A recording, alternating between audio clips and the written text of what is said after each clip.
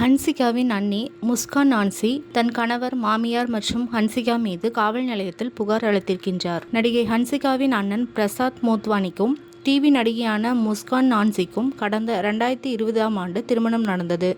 இவர்களுக்கிடையே பிரச்சனை ஏற்பட்டு கடந்த 2022ஆம் ஆண்டிலிருந்து பிரிந்து வாழ்ந்து வருகின்றனர்.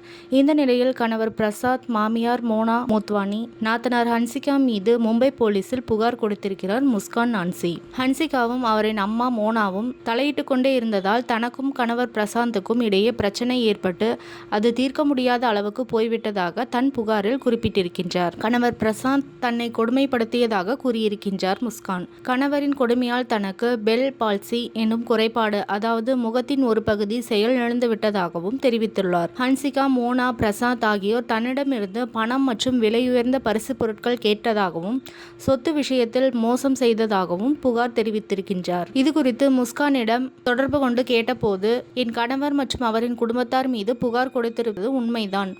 வழக்கு பதிவாகி இருப்பதால் அது பற்றி நான் எதுவும் தெரிவிக்க முடியாது என்று கூறியுள்ளார். மேலும் முஸ்கான் நான்சி இந்தி டிவி சீரியல்களில் நடித்திருக்கின்றார்.